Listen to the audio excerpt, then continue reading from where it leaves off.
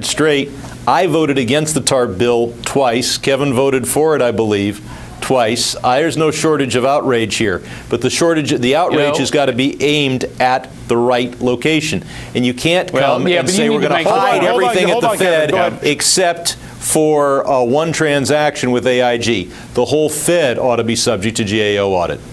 Look, we're way off target here. No, I know we're off topic because I think Mr. Sherman either doesn't understand the subject matter or doesn't want us to focus on Tim Geithner, who is clearly blocking our ability to get information about AIG, Goldman Sachs, and the New York Federal Reserve and the U.S. Treasury. Is that because is there a political card you're playing here, Representative Sherman? I don't understand why you don't want to address directly the issue of Tim Geithner's refusal to reveal those emails. Well, you're starting with the absurd view that the Secretary of the Treasury controls the email servers at AIG.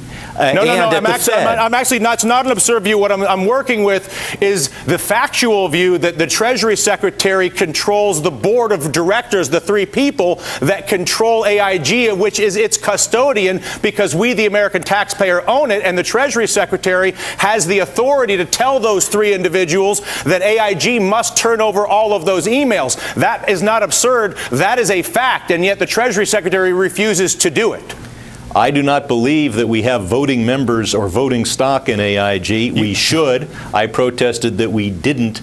But the Believe fact me, you have the power. I'll send you the paperwork. I'm not going to. I know for sure that they can do it. Let's not talk about. Let's put it like this. Whatever we have true. But let's not pretend. It's the fun thing with politics is when you take something that you know is true and pretend it's not true just to make your point.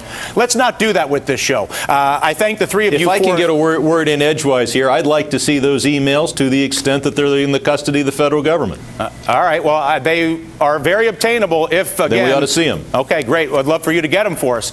It is time for a little bit of fun. We need it once in a while. You give private bankers unlimited power over the money supply, they're going to rob you. Is it legal for Henry Paulson and Geithner and others in and out of government to give themselves their own bailout money? No. Everybody knows that's wrong.